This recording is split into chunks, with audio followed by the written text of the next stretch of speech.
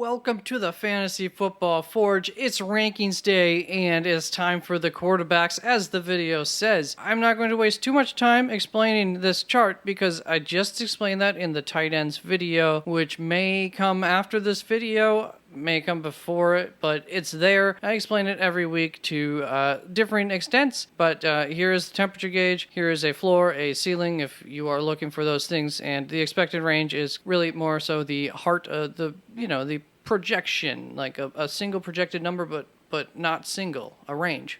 That's what that is. So let's just jump into this. I have quite a few names highlighted for the quarterbacks. So in my top 12 quarterbacks, I have Josh Allen, then Jalen Hurts, Patrick Mahomes, Lamar Jackson, Tua Tagovailoa, Geno Smith, Justin Herbert, Justin Fields, Kirk Cousins, Kyler Murray, Trevor Lawrence, and Joe Burrow to round up the top 12 in that order, of course. What we are going to be doing is I will be talking about the players that I have quite a bit of a difference on in opinion compared to the expert consensus ranking, which is the ranking from fantasypros.com, which is the average experts, what order they end up having them in based on a bunch of experts' averages. I have Tua Tagovailoa 3 spots ahead of the ECR of him at 5. The ECR on him is 8. Obviously, you're probably playing him this week, but I like him just a little bit more. Going up against Chicago this week, that Chicago defense I don't think will be that strong anymore. I expect them to be able to put up more points, so I'm a little bit in disagreement with both the temperature gauge over here and this ceiling because that defense has changed there in Chicago is what that comes down to. Chicago. And on to Geno Smith, who I have 4 spots ahead of ECR. I have him at 6. The ECR on him is 10. How comfortable do I feel about that? Meh. I mean, it could feel more comfortable. Going up against Arizona, expect that to be a high-scoring game, though, so I'm really liking that ceiling.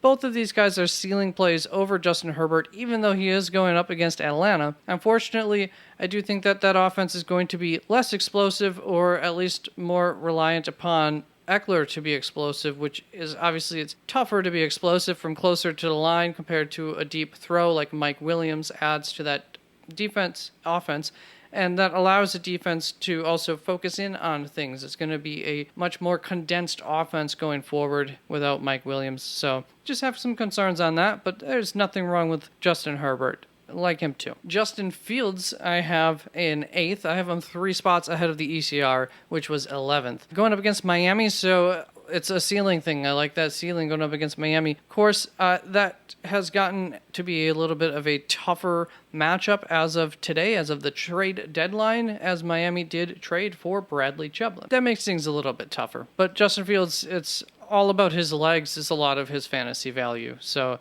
he's done well in some other tough matchups as of late, and this shouldn't be as tough as those are, although we'll see. That Miami defense might be fairly scary going forward. Then this brings us to Kyler Murray, who I have 5 spots behind the ECR. If I'm at 10th, ECR on him is 5, and you can see even my my projected, I should have mentioned, this is a projected ranking that I had created last season, and it's pretty finely tuned to beat the ECR. So it's performed quite well. So this is the only place where you can see this order, as I will make changes to it, and some of those changes will be for the worse, some for the better. Also, these are projections. They are based on previous performance this season. That's just something to keep in mind, especially with somebody like Sam Ehlinger, and we don't have him, but like Sam Ehlinger, that's only one sample set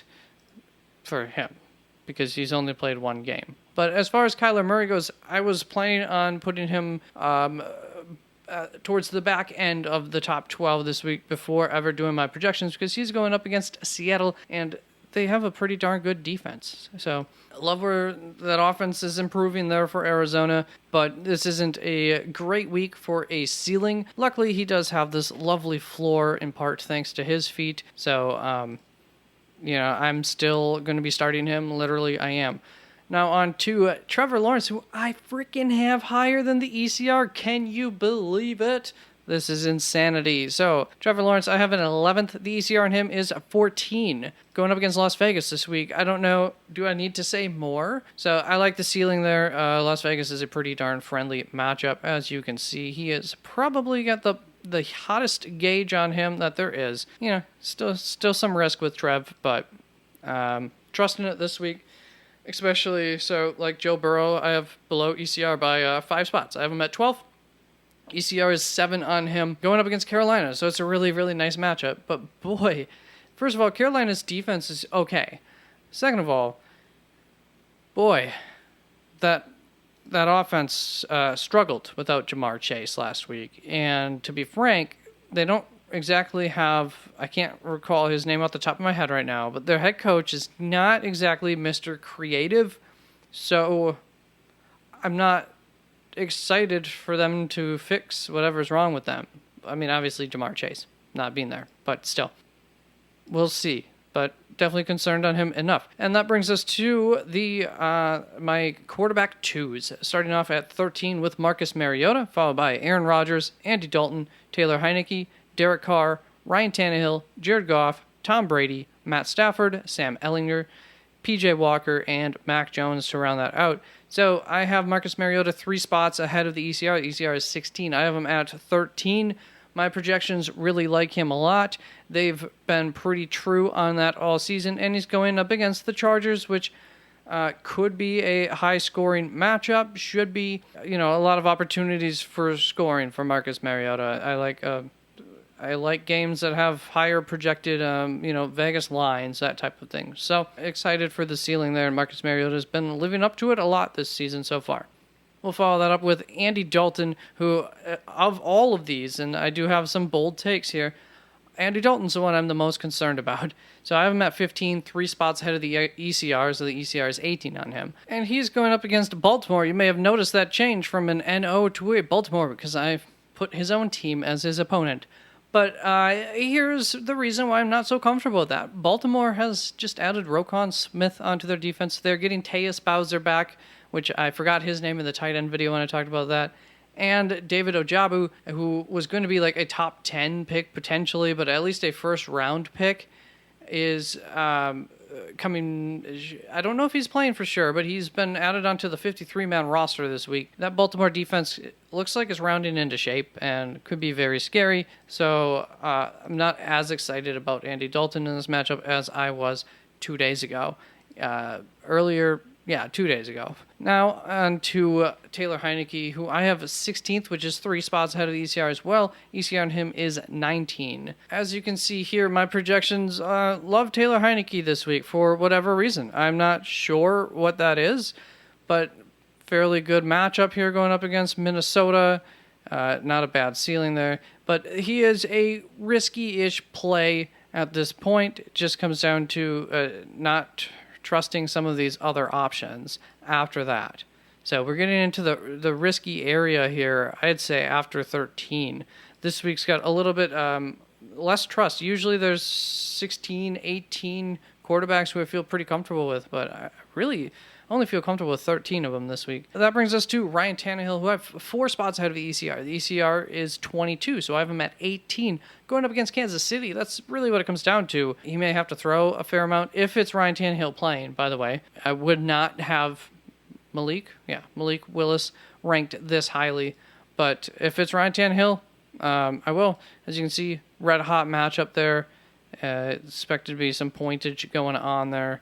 And could be one of the better games for Ryan Tannehill on the season. Now on to Jared Goff, who I have 4 spots behind the ECR. The ECR on him is 15. I have him at 19. Going up against Green Bay, and my projections were right on against for Josh Allen, I guess, for his ceiling and everything was just limited quite a bit last week. Because for whatever reason, going up against this Green Bay defense is a severe fantasy point limiter for wide receivers and quarterbacks, not so much running backs. But even across the board, there's not like a heck of a lot of fantasy points that get scored against Green Bay. It's not because they have some amazing defense.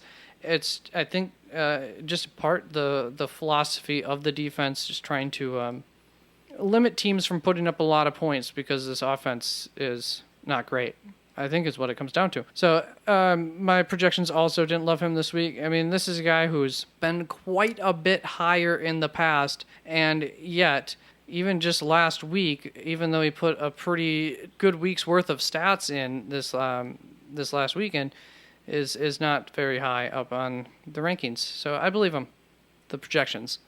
Now on to Tom Brady, who I have 8 spots behind the ECR. I have him at 20. The ECR is 12. I said last week, what are you doing, experts? Why are you recommending to start Tom Brady? And I don't regret that. Going up against the Los Angeles Rams, it is not the worst matchup, is it? Well, pretty cold here. Los Angeles Rams is not the worst matchup, but for whatever reason, the factors are still not in favor of Tom Brady over some of, factors for other quarterbacks. Probably a pretty darn low Las Vegas scoring total expected for that game would be one of my guesses. He has a nice floor to play back here. That's about all. I'm not too excited about his ceiling, so I'm willing to take some risk on some of these guys over him. And 12's just too high for Tom Brady. Now on to Matt Stafford. No, we won't go on to Matt Stafford, but let's finish it up with the last 2 quarterbacks here. Zach Wilson and Davis Mills coming in at 25th and 26th for the week. Zach Wilson, I would love to get him up higher and trust my projections, but going up against Buffalo. And actually, speaking of Buffalo, just a heads up, they did make some moves today to bolster up that defense after the loss of Poyer. They added a safety. They traded for a safety. It's just like a 7th round pick for him. So maybe def as much as anything there. And then there were 2 other moves that they made. I don't quite recall off the top of my head right now. But that is the quarterbacks. Later on today, the running backs and wide receivers videos will come out. Just a heads up, these are just the momentary projections. These are temporary projections. However, these will not be changed a drastic amount, whereas my running backs and wide receivers, due to me not having projections done for them when I do this video for them later today, there will be some bigger movements for those positions. But the quarterbacks and the tight ends tend to have just smaller movements throughout the week, and you can see where I end up with players at any point after Thursday. Once we get into the afternoon on Thursday, this will be up on the website, www.theFFForge.com. Link is down in the description for that. And I also go live on Sunday where you can see my final projections 1 hour before kickoff, so 12 o'clock Eastern Time. And that is it. Take care. I will see you in the other videos. Look out for them, please. Bye-bye.